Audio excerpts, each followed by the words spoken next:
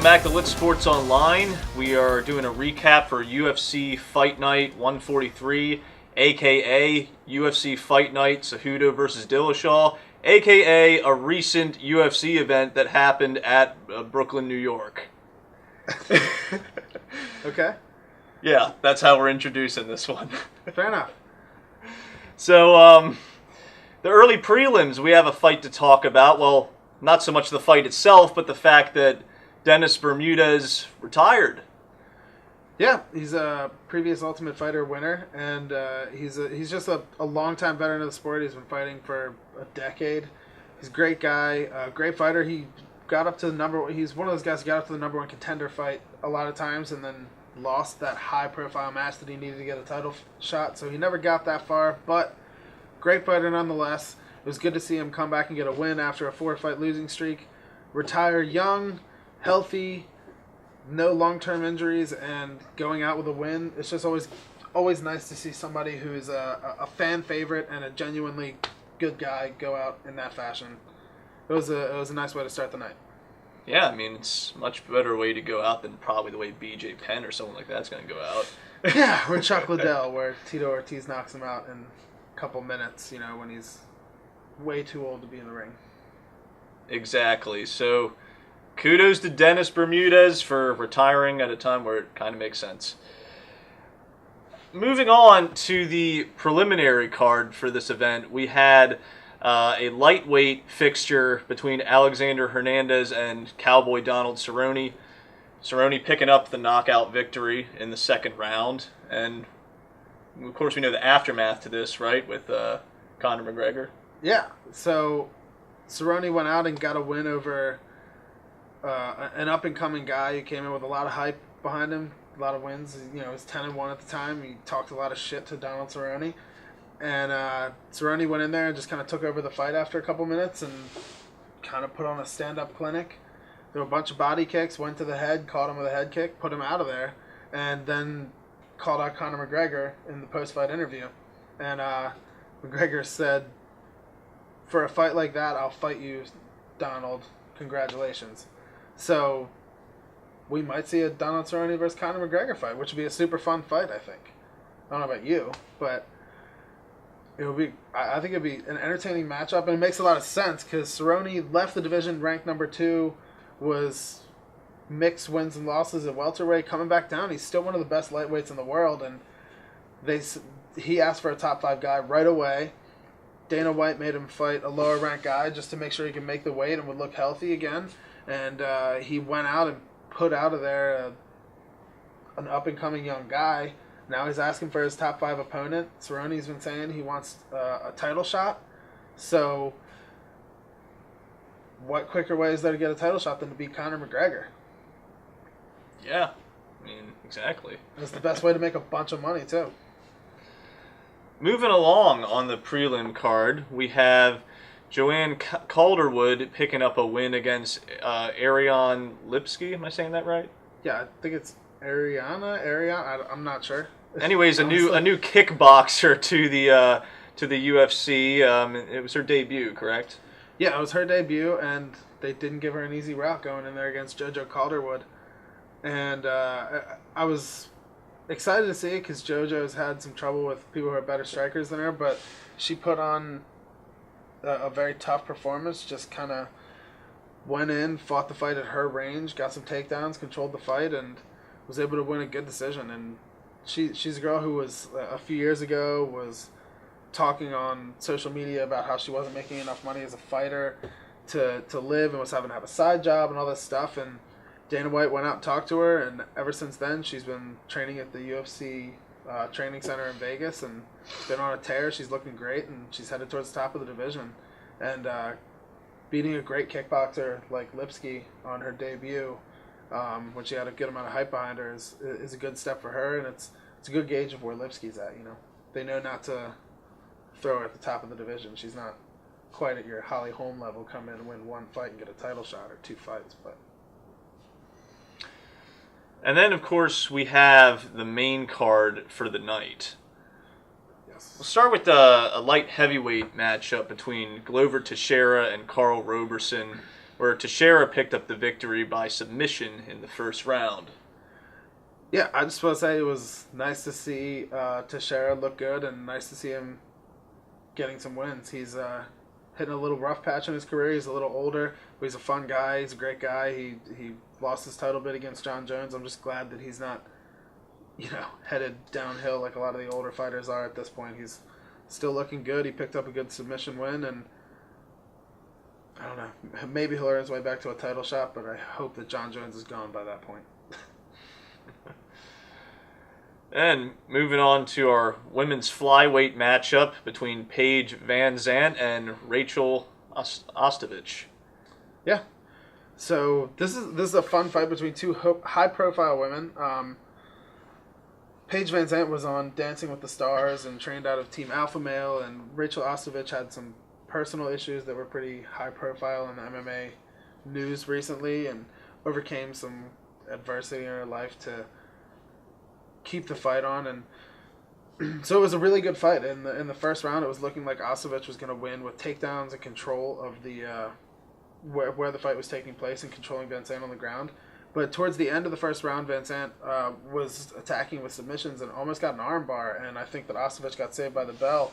And so the second round started, and it started with a little bit of stand-up, and then it went to the ground, and it was kind of looking similar, with Ostovich controlling it a little bit until Van Zandt really started threatening with submissions again, and ended up getting the armbar, and it was really, really quick armbar in a transition. It didn't look like she had it, and then she kind of rolled over and caught Ostovich's elbow, her opposite elbow actually, while she was in side control, and it was a quick tap, but it was a good victory, and it was a fun fight.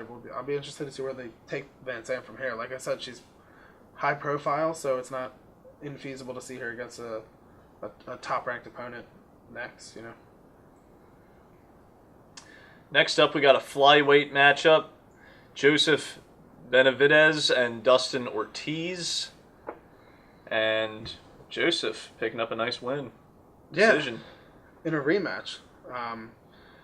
Joseph is still ranked, I think, second in the division or third in the division. He's never far from there, and it was a rematch. It was a chance for Dustin Ortiz to launch himself towards the top in a division where we're not really sure what's going to happen. The UFC might get rid of the flyweight division. They might keep it around. I'm not sure, but either way, Joseph Benavidez is always fun to watch.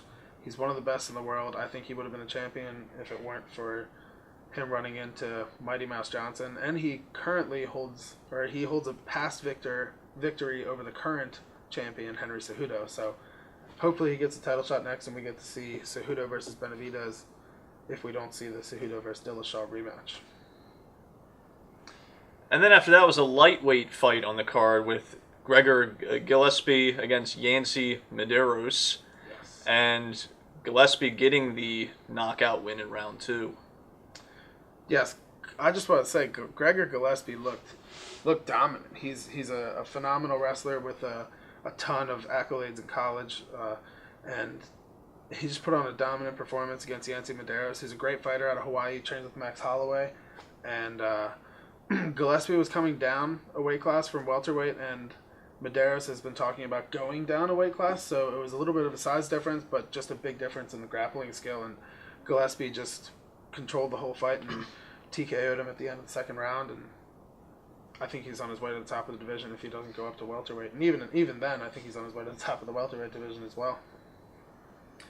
Our next match was a heavyweight match, and for those of you that are NFL fans, you probably remember Greg Hardy, who is a defensive end of the Carolina Panthers, had a domestic violence incident.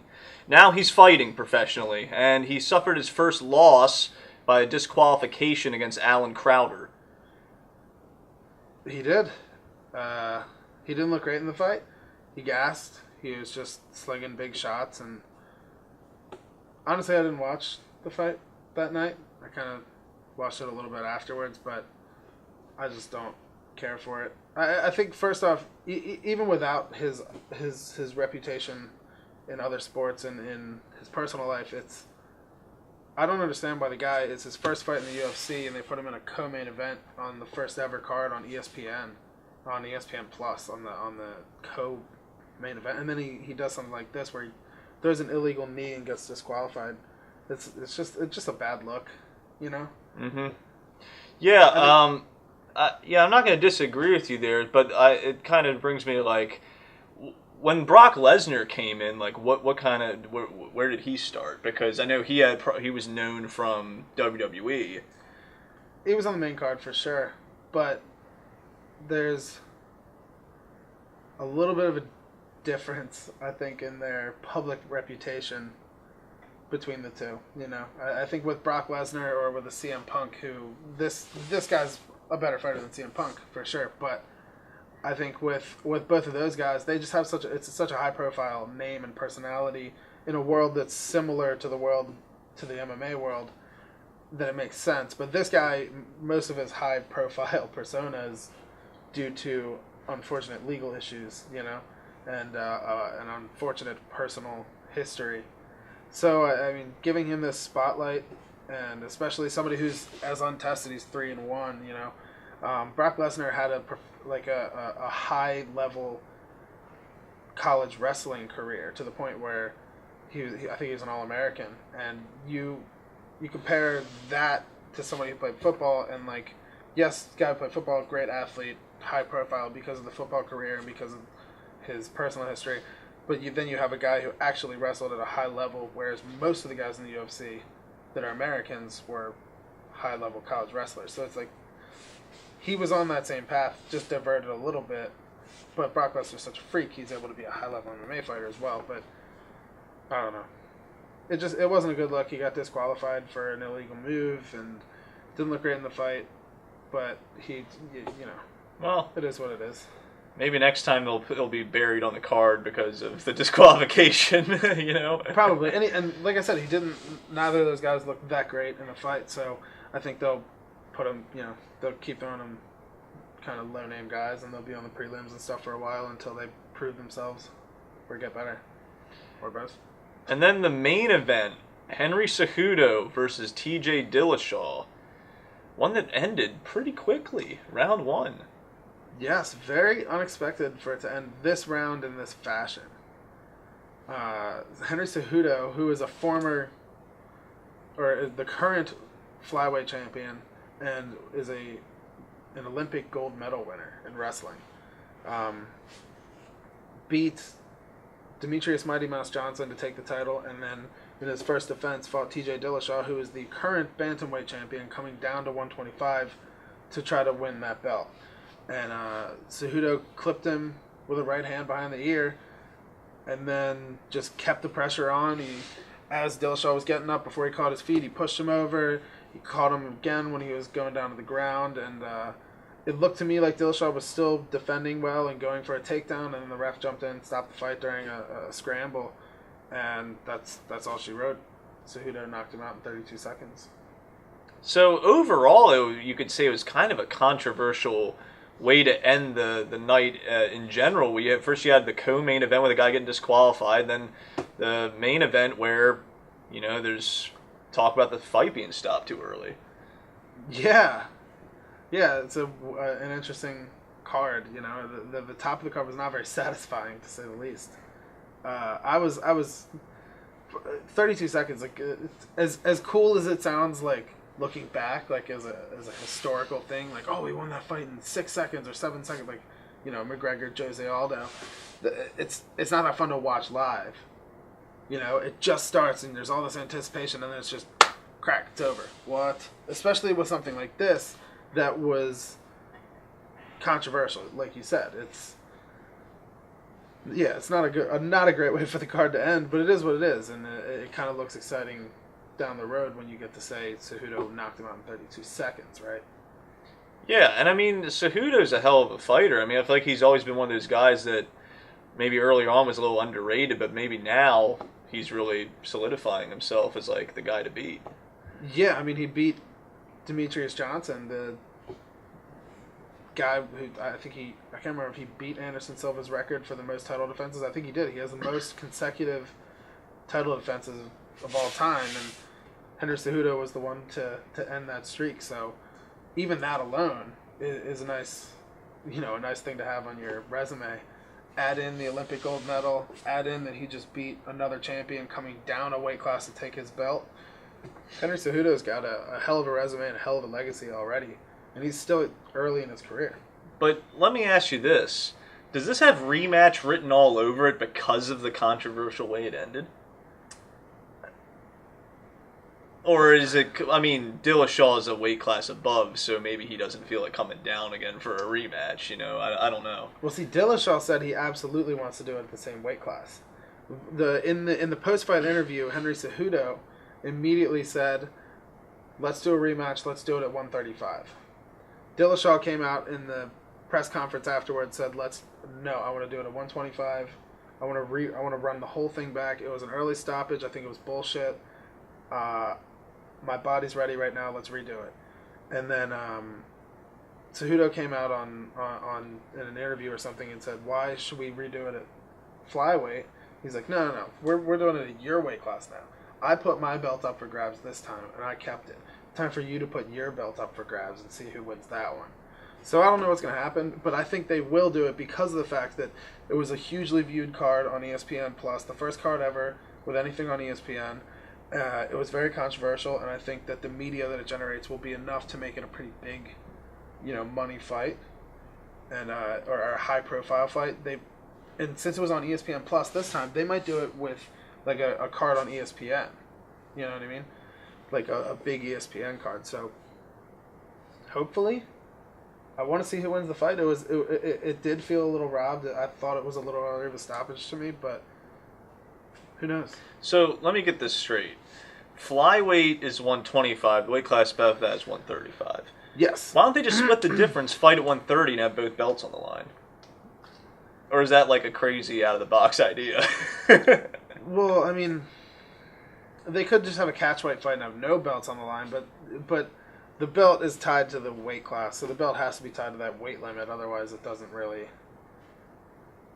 significant. I don't know. It's just that's the rules. You have to make the weight limit for the belt for some reason.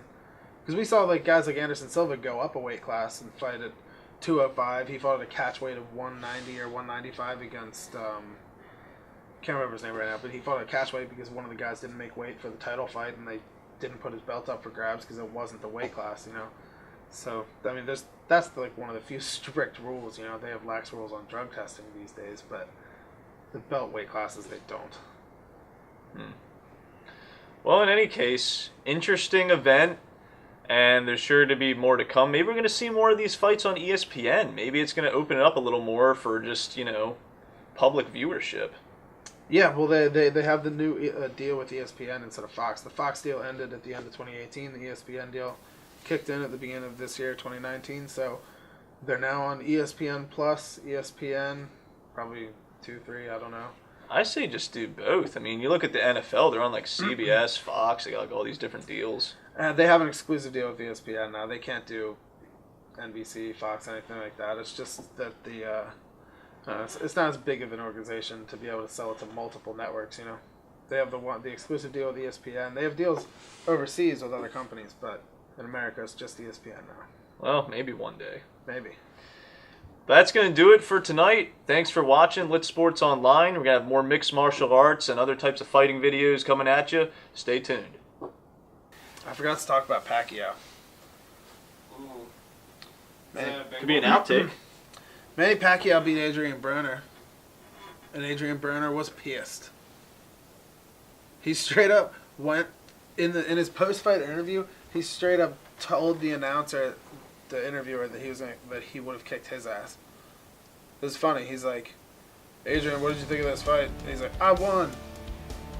I beat him because all this stuff. And the guy was like, well, you only landed like 6 shots a round. He's like, whatever, I won.